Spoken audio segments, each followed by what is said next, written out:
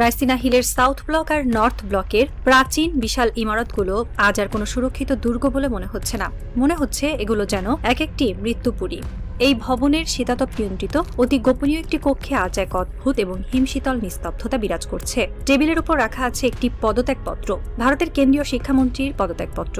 সাধারণ মানুষের চোখে বা যারা রাজনীতির গভীর ব্যাকরণ বোঝেন না, তাদের কাছে এটি হয়তো একটি সাধারণ ঘটনা। তারা হয়তো ভাবছেন, যাক, ছাত্ররা আন্দোলন করেছে আর মন্ত্রী পদত্যাগ করেছেন, সরকার তো দাবি মেনেই নিল। কিন্তু আন্তর্জাতিক ভূ রাজনীতির দাবার বোর্ডে যারা নিখুঁত হিসাব কষেন, তারা জানেন এই পদত্যাগপত্রটি কেবল একজন মন্ত্রীর বিদায়ের দলিল নয়, এটি হলো ভারতের ইতিহাসে গত এক দশকের সবচেয়ে বড়, সবচেয়ে ভয়ঙ্কর এবং সবচেয়ে অকল্পনীয় এক রাজনৈতিক পরাজয়ের আনুষ্ঠানিক স্বীকৃতি। শিক্ষামন্ত্রীর এই পদত্যাগের অর্থ শুধু একজন ব্যক্তির পদত্যাগ নয়, এটি হলো নরেন্দ্র মোদী এবং অমিত শাহের আকাশচুম্বী ইগো বা অহংকারের পদত্যাগ। যে দুই কসাইকে বলা হতো অপরাজেয়, যারা গুজরাটের মাটিতে এক ভয়ঙ্কর গণহত্যার ইতিহাস রচনা করেও গদিতে টিকেছিল, যারা কোটি মানুষের চোখের জলকে তাচ্ছিল্য করে আরো ক্ষমতাবান হয়েছিল, আজ তারা তাদের রাজনৈতিক জীবনের প্রথম পরাজয়ের স্বাদ গ্রহণ করল। যে মাথা তারা কখনো কারো সামনে নোয়ায়নি, সেই মাথা আজ ককরোচ জনতা পার্টি বা জেএনজি প্রজন্মের একদল তরুণের সামনে ধুলোয় লুটিয়ে পড়েছে। এটি কোনো সাধারণ হার নয়, এটি হলো এক দাম্ভিক সাম্রাজ্যের ইগোর প্রথম মৃত্যু।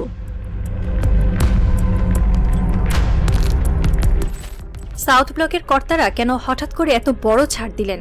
কেন তারা তাদের সবচেয়ে বিশ্বস্ত মন্ত্রীকে বলির পাঠা বানালেন? কেন তাদের ইগোকে এভাবে বিসর্জন দিতে হলো? এর উত্তর লুকিয়ে আছে একটি চরম গোয়েন্দা রিপোর্টের ভেতরে। সরকারের কাছে অত্যন্ত পরিষ্কার তথ্য ছিল, যদি পদত্যাগ আর 24 থেকে 72 ঘন্টা ডিলে বা দেরি হতো, তবে শিক্ষামন্ত্রীর গদি নয়, খোদ নরেন্দ্র মোদীর গদিটাও তাসের ঘরের মতো উড়ে যেত। পরিস্থিতি এতটাই নিয়ন্ত্রণের বাইরে চলে গিয়েছিল যে তারা বুঝতে পেরেছিল তারা শুধু সাধারণ ছাত্র জনতার সামনে দাঁড়িয়ে নেই, এই ছাত্রদের পেছনে, এই লাখো ঢলের পেছনে এমন একটি অদৃশ্য ক্ষমতা বা ফোর্সের ছায়া এসে দাঁড়িয়েছে, যা মোদী সরকারের চেয়ে হাজার গুণ বেশি শক্তিশালী। রাজনীতির মাঠে একটি কথা আছে, কখনো কখনো আপনাকে এমনভাবে মার খেতে হয় যে আপনি কাউকে সেটা দেখাতে বা বলতে পারেন না। ঠিক যেমন স্কুলের কোনো কড়া হেডমাস্টার যখন কোনো দুষ্টু ছাত্রের পেছনে বেত দিয়ে সপাং সপাং করে বাড়ি মারেন, তখন সেই ছাত্রটি ব্যথায় ছটফট করলেও লজ্জায় বা অপমানে কাউকে সেই দাগ দেখাতে পারেন না। সাউথ ব্লকের দোর্দণ্ড প্রতাপশালী বাবুদের অবস্থাও আজ ঠিক সেই জালি বেত খাওয়া ছাত্রের মতোই করুণ। তারা মার খাচ্ছে, কিন্তু কাউকে বলতে পারছে না যে কে তাদের মারছে।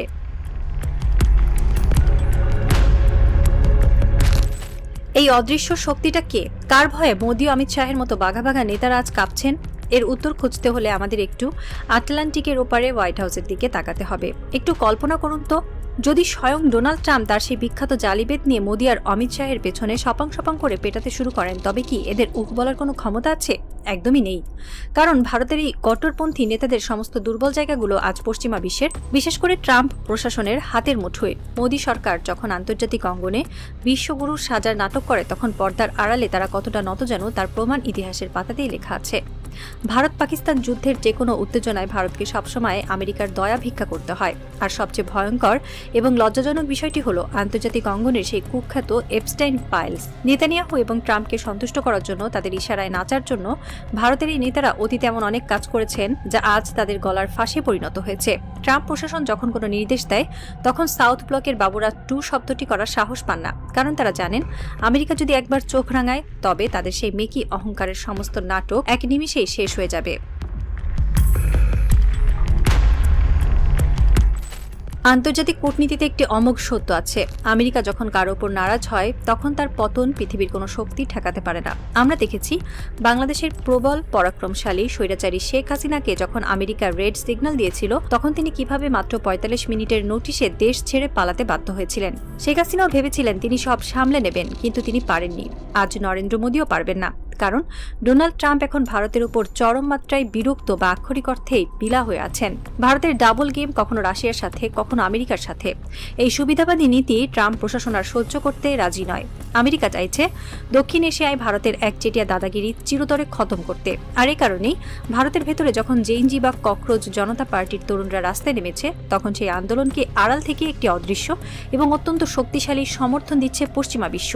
মোদী সরকার বুঝতে পেরেছে, যদি তারা এই তরুণদের উপর আগের মতো গুলি চালায় বা গণহত্যা করে, তবে আমেরিকার সাথে সাথে স্যাংশন বা নিষেধাজ্ঞা দিয়ে ভারতের অর্থনীতিকে আইসিইউতে পাঠিয়ে দেবে। শিক্ষামন্ত্রীর পদত্যাগ দিয়ে কি আন্দোলনের আগুন নিভে গেল? সাউথ ব্লক হয়তো ভাবছে একটি মন্ত্রীকে সরিয়ে দিয়ে তারা হয়তো সাময়িকভাবে এই সুনামিটাকে আটকে দিল, কিন্তু তারা বুঝতে পারছে না তারা আসলে বাঘের মুখে রক্তের স্বাদ তুলে দিয়েছে।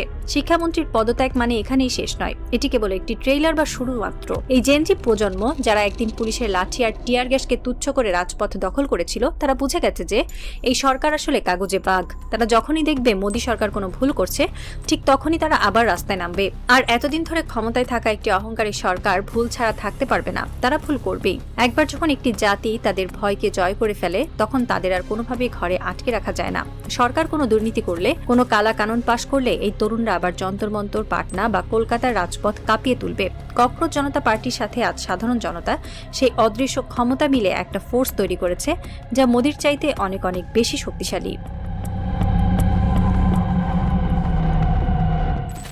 রাজনীতিতে দম্ভের পরিণতি সবসময় করুণ হয়। মোদী এবং অমিত শাহ ভেবেছিলেন তারা তাদের রিগড সিস্টেম দিয়ে আজীবন ভারতবর্ষ শাসন করবেন, কিন্তু তারা বুঝতে পারেননি যে একটি দেশের তরুণ সমাজ যখন জেগে ওঠে, তখন পৃথিবীর কোনো স্বৈরাচারী গদিতে টিকতে পারে না। তাদের সামনে আজ দুটি পথ খোলা, হয় তারা সম্মানজনকভাবে ক্ষমতা ছাড়বেন, নয়তো চরম অপমানের মধ্য দিয়ে তাদের পতন হবে। আর বর্তমান পরিস্থিতি যেদিকে এগোচ্ছে, তাতে এটি নিশ্চিত যে মোদীর জন্য কোনো সম্মানজনক বিদায় অপেক্ষা করছে না। বাংলাদেশের মানুষ যেমন স্বৈরাচারকে গদাম দিয়ে দেশ ছাড়া করেছে, ভারতের তরুণরাও আজ সেই একই মন্ত্রে দীক্ষিত হয়েছে। মোদী নিশ্চিত গদাম খাবেন। এটি আজ আর কোনো রাজনৈতিক ভবিষ্যৎবাণী নয়, এটি হলো ইতিহাসের এক অমোঘ পরিণতি।